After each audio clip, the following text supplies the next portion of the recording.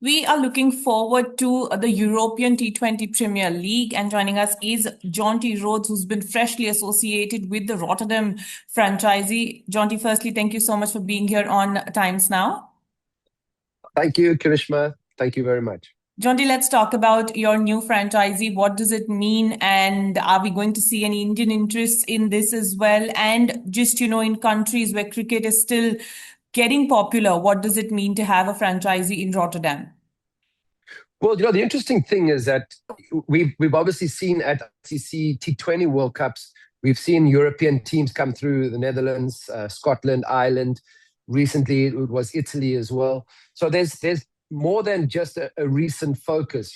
I've been playing cricket since the late 80s at state level, and already then there was international exposure, club players coming from the Netherlands to South Africa, South Africans going to play club cricket in the Netherlands as well. So there is in Rotterdam itself, there, which is fairly close to Amsterdam. So we share a similar pool of players.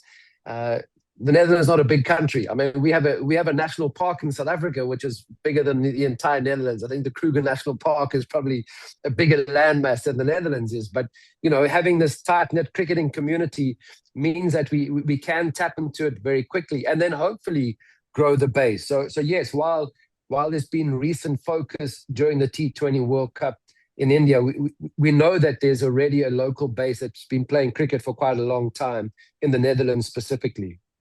And Jonty, would you say that cricket being back in Olympics after 100 years also adds to the sport and also adds to the charm of the sport, especially in Europe, where, like I said, it may not be as popular as say in India or South Africa or the other big nations that play cricket?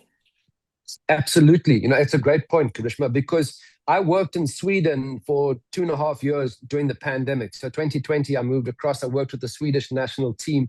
And that was fascinating because we were trying to get local people to participate in a very strange game. I mean, they had no exposure. The Swedes had no exposure to cricket at all.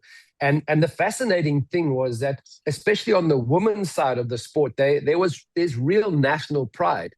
And what the ICC had done was ensure that to grow the game, and especially in the Nordics where there wasn't a big uptake, was that they made every game a full international T20 match.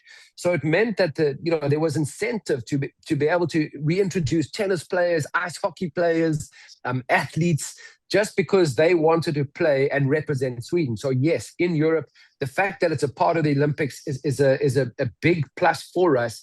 It means then there's also government buy-in because many of the countries with their Olympic committees have a focus on internationally recognized or Olympic recognized sport. So cricket being the Olympics is a big draw card. There's also England and Europe are going to host the 2030 T20 World Cup, the ICC T20 World Cup. And we know, within 3.5, 4 years, again, there will be a big focus on cricket in Europe. And by then, the ETPL is going to have provided a platform for local players to spend time with great international players, great international coaches, and grow the game locally. And the league is always, categorized by the talent it can produce, by the quality of players that it Yes. can have to showcase.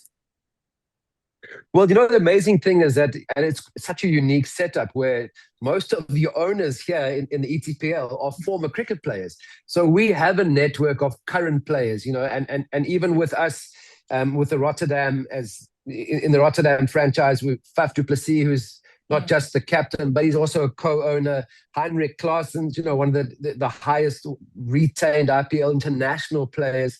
We've ensured that he's coming to our franchise only. So, Steve Ward, Glenn Maxwell, Kyle Mills, and McCullum's have a real New Zealand focus, where we've brought this very much a Southern African feel to the Rotterdam franchise with our international players. So, and I think that, again, it is unique. It allows us as a franchise with our ownership structure to tap into players because we have this network of players that we can reach out to through myself as a co-owner, through Faf du Plessis as a co-owner and as captain, and also Heinrich Klaassen as just an international superstar.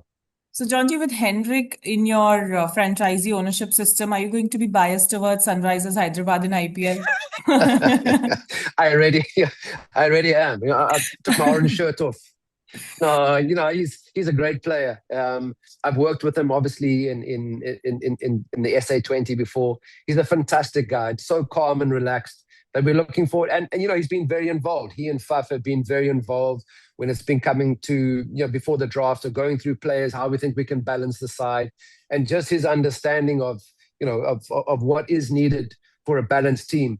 And I've really left that in the players' hands. So as a co-owner, I'm not a fielding coach. I'm nothing with regards to the management structure, and I really am intending to stay in my lane to ensure that we can provide and look after and resolve all the off the field issues, and allow those guys to captain and play without anything else bugging them. They might have equity, but we don't want them to be worrying about what is happening. But Heinrich and Faf have been very involved with the selection process in the build up to the draft that's coming soon.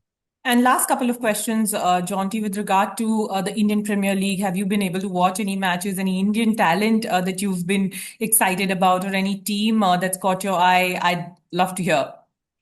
I actually don't own a television in India, so I don't follow it. I don't sit and watch TV, I'm afraid, because it's just too much cricket on otherwise.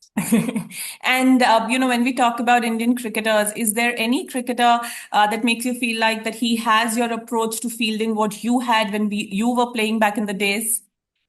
Yeah, I was always a massive fan of Suresh Raina, just watching him in the field. But I suppose that if you look at the difference in the fielding now, someone like a Virat Kohli, who's he is very aggressive in his batting and and in the field, but he just wants to be involved, and I think that's the key from a player's point of view.